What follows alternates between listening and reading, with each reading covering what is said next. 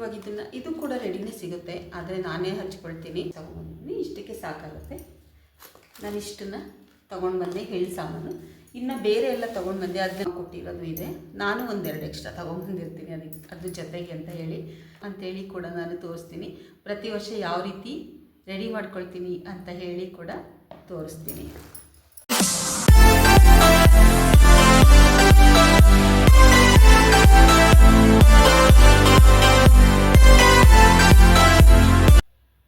ಎಲ್ಲರಿಗೂ ನಮಸ್ಕಾರ. ಎಲ್ಲರೂ ಹೇಗಿದ್ದೀರಾ? ಎಲ್ಲರೂ ಚೆನ್ನಾಗಿದ್ದೀರಾ ಅಂದ್ಕೊಂಡಿದ್ದೀನಿ. ನಾನು ಕೂಡ ಚೆನ್ನಾಗಿದ್ದೀನಿ. ಬನ್ನಿ, ಇವತ್ತಿನ ಲಾಗನ್ನು ಈಗ ಸ್ಟಾರ್ಟ್ ಮಾಡ್ತಾ ಇದ್ದೀನಿ. ಯಾರೆಲ್ಲ ಹೊಸದಾಗಿ ನನ್ನ ಚಾನಲನ್ನು ನೋಡ್ತಾ ಇದ್ದೀರಾ, ಸಬ್ಸ್ಕ್ರೈಬ್ ಮಾಡ್ಕೊಳ್ಳಿ ನಮ್ಮ ಚಾನಲ್ನ, ಹಾಗೂ ಲೈಕ್ ಮಾಡಿ, ಶೇರ್ ಮಾಡಿ, ಹಾಗೂ ಕಮೆಂಟ್ ಮಾಡಿ. ಇವತ್ತಿನ ವಿಡಿಯೋದಲ್ಲಿ ಏನು ಅಂತ ಅಂದರೆ, ಹಬ್ಬಕ್ಕೆ ನಾನು ಏನು ತಗೊಂಡು ಬಂದೆ ಅಂತ. ಅಂದರೆ ಬಟ್ಟೆಗಳೆಲ್ಲ ತರೋದಕ್ಕೆ ಹೋಗಿಲ್ಲ, ಯಾಕಂದರೆ ಇದು ಸಂಕ್ರಾಂತಿ ಹಬ್ಬ ಅಲ್ವಾ. ಸಂಕ್ರಾಂತಿ ಹಬ್ಬದಲ್ಲಿ ವಿಶೇಷವಾಗಿ ಎಳ್ಳಿನ ಪದಾರ್ಥಗಳನ್ನು ತರೋದಿರುತ್ತೆ.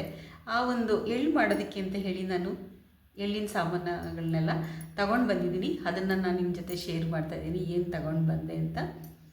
ಎಲ್ಲರ ಮನೆಯಲ್ಲೂ ಕೂಡ ಹಬ್ಬದ ತಯಾರಿ ನಡೀತಾ ಇದೆ ಚೆನ್ನಾಗಿ ಅಂತ ಅಂದ್ಕೊಂಡಿದ್ದೀನಿ. ಎಲ್ಲರ ಮನೆಯಲ್ಲೂ ಚೆನ್ನಾಗಿ ಹಬ್ಬದ ತಯಾರಿ ನಡೀಲಿ, ಹಬ್ಬ ಚೆನ್ನಾಗಾಗಲಿ. ಬನ್ನಿ, ನಾನು ಕೂಡ ಸ್ವಲ್ಪ ಸಾಮಾನನ್ನು ತಗೊಂಡು ಬಂದಿದ್ದೀನಿ.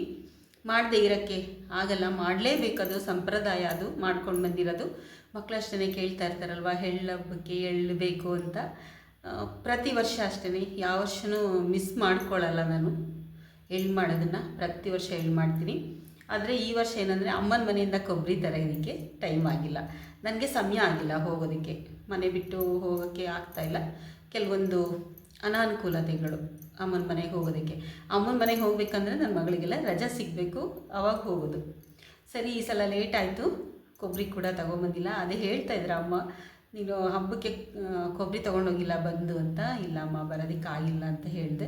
ನಾನೇ ಎಷ್ಟು ಬೇಕು, ಎಳ್ಳಿಗೆ ಎಷ್ಟು ಬೇಕು ಅಷ್ಟು ತಂದ್ಕೊಂಬಿಟ್ಟಿದ್ದೀನಿ.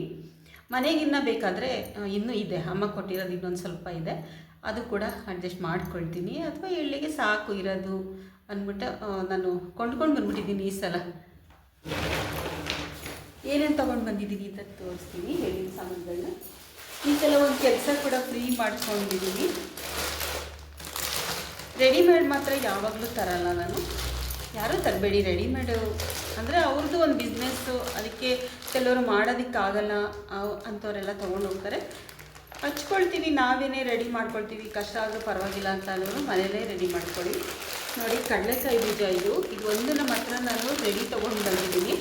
ಇದಕ್ಕೆ ಕಾಸ್ಟ್ ಏನು ಜಾಸ್ತಿ ಆಗಿಲ್ಲ, 10 ರೂಪಾಯಿ ಜಾಸ್ತಿ ಆಗಿದೆ ಅಷ್ಟೇ. ನೋಡಿ, ನಾನು ಪ್ರತಿಯೊಂದೂ ಹಣವನ್ನು ಕೊಡಬೇಕಾದ್ರೆ ಲೆಕ್ಕಾಚಾರ ಮಾಡಿನೇ ಕೊಡೋದು, ಹಾಗೆ ಕೊಡಲ್ಲ. ಕೇಳಿದೆ ನಾನು ಎಷ್ಟು ಅಂತ. ರೆಡಿಯಾಗಿರೋದಕ್ಕೆ 200 ಏನಾರು ಆಗುತ್ತಾ ಅಂತ ಅಂದ್ಕೊಂಡೆ, 200 ಆಗಿಲ್ಲ. ಇದು ಕಡಲೆಕಾಯಿ ಬೀಜಕ್ಕೆ ಎಷ್ಟು ಬೆಲೆ ಇದೆ 1 kgಗೆ, ಅದ್ರ ಮೇಲೆ 10 ರೂಪಾಯಿ ಮಾತ್ರ ಜಾಸ್ತಿ ತೊಗೊಂಡಿದ್ದಾರೆ. ನನಗೂ ಸ್ವಲ್ಪ ಈಸಿ ಆಯಿತು. ಇನ್ನು 1 kgನ ಹುರಿದು ಅದನ್ನು ಸಿಪ್ಪೆ ಎಲ್ಲ ತೆಗೆದು ಇಷ್ಟು ಕಾಳೆಲ್ಲ ರೆಡಿ ಮಾಡ್ಕೋಬೇಕಾದ್ರೆ ಬಹಳ ಹೊತ್ತು ಕೂಡ ಇರುತ್ತೆ, ತುಂಬ ಸಮಯ ವೇಸ್ಟ್ ಆಗುತ್ತೆ ಅಂತ ಹೇಳ್ಬಿಟ್ಟು ನಾನು ಏನು ಮಾಡಿದೆ, ಇದನ್ನು ರೆಡಿ ತೊಗೊಂಡು ಬಂದೆ. 1 kg ತೊಗೊಂಡು 1.5 kg 2.5 kg ಎಲ್ಲ ಮಾಡ್ತಾಯಿದ್ದೆ. ಇವಾಗ ಸಾಕು ಅಂತ ಇಷ್ಟು ತೊಗೊಂಬಂದೆ. ಅದಕ್ಕೆ ಕಡಲೆ ಮನೇಲಿ ಒಂದು ಸ್ವಲ್ಪ ಇತ್ತು, 1/2 kg ತಂದಿದ್ದೀನಿ, ಸಾಕು. ಜಾಸ್ತಿ ಕಡಲೆ ಹಾಕಿದ್ರು ಕೂಡ ಅದು ಟೇಸ್ಟ್ ಇರಲ್ಲ. ಕಡಲೆಕಾಯಿ ಬೀಜಕ್ಕೆ ಸ್ವಲ್ಪ ಕಡಲೆನ ಮಿಕ್ಸ್ ಮಾಡಿಕೊಂಡ್ರೆ ಸಾಕಾಗುತ್ತೆ ಅಂದ್ಬಿಟ್ಟು 1/2 kg ತೊಗೊಂಡು ಬಂದಿದ್ದೀನಿ. ಚೆನ್ನಾಗಿದೆ, ಸಂತೆಪೇಟೆನಲ್ಲಿ ಹೋಗಿ ತೊಗೊಂಡು ಬಂದಿರೋದು. ಎಳ್ಳು ನೋಡಿ 1/4 kg ತೊಗೊಂಡ್ಬಂದಿದ್ದೀನಿ. ಇಷ್ಟಕ್ಕೆಲ್ಲ 1/4 kg ಬೆರೆಸಿದ್ರೆ ಸಾಕಾಗುತ್ತೆ. ಬಿಳಿ ಎಳ್ಳು ತಂದುಬಿಟ್ಟಿದ್ದೀನಿ. ಕರಿ ಎಳ್ಳೇನು ತಂದು ರೆಡಿ ಮಾಡ್ಕೊಳ್ಳೋದು ಅಷ್ಟೊಂದೆಲ್ಲ ಆಗಲ್ಲ. ನಾನು ಯಾವಾಗಲೂ ಇದೇ ಥರ ಎಳ್ಳೆ ತೊಗೊಂಡು ಬರ್ತೀನಿ. ಈಗ ನೋಡಿ, ಜೀರಿಗೆ ಪುಟ್ಟುಮೆಂಟ್ ಇದನ್ನು ಜಾಸ್ತಿ ಹಾಕಲ್ಲ ನಾನು, ಇಷ್ಟು ಬೆರೆಸ್ತೀನಿ ಸಾಕು. ಅಷ್ಟಕ್ಕೆಲ್ಲ ಇಷ್ಟು ಬೆರೆಸಿದ್ರೆ ಸಾಕು, ಕಲರ್ ಕಾಣಿಸ್ತಾ ಇರುತ್ತೆ ಅಂದ್ಬಿಟ್ಟು ಇದನ್ನು ಹಾಕೋದಷ್ಟೇ. ಆಮೇಲೆ ಇದು ಕುಸುರೆಳ್ಳು, ಇದಂತೂ ಹಾಕಬೇಕು. ಇದು ಅಷ್ಟೇ, ಇದರಲ್ಲೂ ಕಲರ್ ಇದೆ. ಇದರಲ್ಲಿ ಚಿಕ್ಕದು ಬರುತ್ತೆ, ಇದು ಸ್ವಲ್ಪ ದಪ್ಪ ಇದೆ. ನಾನು ಇದು ಒಂದೇ ತೊಗೊಂಬಂದಿದ್ದೀನಿ, ಇಷ್ಟು ಸಾಕು ಅಂತ. 1 kg ಕಡಲೆಕಾಯಿ ಬೀಜ, 1/4 kg ಎಳ್ಳಿಗೆ ಎಷ್ಟೆಷ್ಟು ಯಾವುದನ್ನು ಮಿಕ್ಸ್ ಮಾಡ್ಕೋಬೇಕು ಅಷ್ಟನ್ನು ಮಾತ್ರ. ಕೊಬ್ಬರಿ ನೋಡಿ 2 ತೊಗೊಂಡು ಬಂದಿದ್ದೀನಿ, ಬೇಕಾದಷ್ಟು. ಇಷ್ಟು ಹಚ್ಕೊಂಡ್ರೆ ಸಾಕು. ಬೆಲ್ಲ ನೋಡಿ ಅದಕ್ಕೆ ದೊಡ್ಡ ಅಚ್ಚು ತೊಗೊಂಡು ಬಂದಿದ್ದೀನಿ, 2 ಅಚ್ಚು ತೊಗೊಂಡ್ಬಂದಿದ್ದೀನಿ.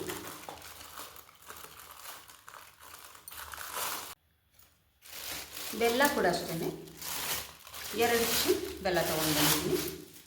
ಇವಾಗ ಇದು ಕೂಡ ರೆಡಿನೇ ಸಿಗುತ್ತೆ, ಆದರೆ ನಾನೇ ಹಚ್ಕೊಳ್ತೀನಿ. ನನಗೆ ಬೇರೆಯವ್ರು ಹಚ್ಚಿದ್ದು ಇಷ್ಟ ಆಗಲ್ಲ, ಅದಕ್ಕೆ ನಾನೇ ಹಚ್ಚಿಬಿಡ್ತೀನಿ. ನೋಡಿ 2 ಅಚ್ಚು ತೊಗೊಂಡ್ಬಂದಿದ್ದೀನಿ, ಇಷ್ಟಕ್ಕೆ ಸಾಕಾಗುತ್ತೆ. ನಾನು ಇಷ್ಟನ್ನು ತೊಗೊಂಡು ಬಂದೆ ಎಳ್ಳು ಸಾಮಾನು. ಇನ್ನು ಬೇರೆ ಎಲ್ಲ ತೊಗೊಂಡು ಬಂದೆ, ಅದನ್ನೆಲ್ಲ ಇದ್ರ ಜೊತೆಗೆ ಮಿಕ್ಸ್ ಮಾಡೋದು ಬೇಡ, ಅದು ಬೇರೆ ತೋರಿಸೋಣ ಅಂತ.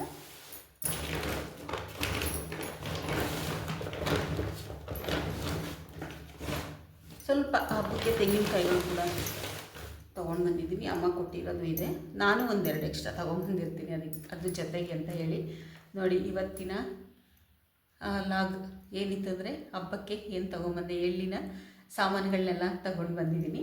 ಇದನ್ನೆಲ್ಲ ಹಚ್ಚಿ ರೆಡಿ ಮಾಡಬೇಕು. ಇವಾಗ ಕೊಬ್ಬರಿ ಹಚ್ಕೊಳ್ತೀನಿ. ಫಸ್ಟು ಕೊಬ್ಬರಿನ ಹಚ್ಚೋದು ಸುಲಭವಾದ ರೀತಿಯಲ್ಲಿ ಹೇಗೆ ಹಚ್ಚಬೇಕು ಅಂಥೇಳಿ ಕೂಡ ನಾನು ತೋರಿಸ್ತೀನಿ. ಪ್ರತಿ ವರ್ಷ ಯಾವ ರೀತಿ ರೆಡಿ ಮಾಡ್ಕೊಳ್ತೀನಿ ಅಂತ ಹೇಳಿ ಕೂಡ ತೋರಿಸ್ತೀನಿ. ನೋಡಿದ್ರಲ್ಲ ಇವತ್ತಿನ ವಿಡಿಯೋ. ನೋಡಿ ಇಷ್ಟು ಪದಾರ್ಥಗಳನ್ನು ಎಳ್ಳನ್ನು ರೆಡಿ ಮಾಡ್ಕೊಳ್ಳೋದಕ್ಕೆ ತೊಗೊಂಡು ಬಂದಿದ್ದೀನಿ. ಎಳ್ಳೆಲ್ಲ ಮಿಕ್ಸ್ ಮಾಡೋದು ಹೇಗೆ, ಕೊಬ್ಬರಿ ಹೇಗೆ ಹಚ್ಕೊಳ್ತೀನಿ, ಬೆಲ್ಲ ಯಾವ ರೀತಿ ಹಚ್ಕೊಳ್ತೀನಿ, ಇದೆಲ್ಲನೂ ಕೂಡ ನಾನು ನಿಮಗೆ ತೋರಿಸ್ತೀನಿ. ಇವತ್ತಿನ ವಿಡಿಯೋ ಎಲ್ಲರಿಗೂ ಕೂಡ ಇಷ್ಟ ಆಗಿದೆ ಅಂತ ತಿಳ್ಕೊಂಡಿದ್ದೀನಿ. ಇಷ್ಟ ಆಗಿದೆ ಏನು ಮಾಡಬೇಕು, ಲೈಕ್ ಮಾಡಬೇಕು ಮತ್ತು ಕಾಮೆಂಟ್ ಮಾಡಿ. ಇಷ್ಟೊತ್ತರೆಗೂ ಕೂಡ ಈ ವಿಡಿಯೋ ನೋಡಿದ್ದಕ್ಕೆ ನನ್ನ ತುಂಬ ಹೃದಯದ ಧನ್ಯವಾದಗಳು.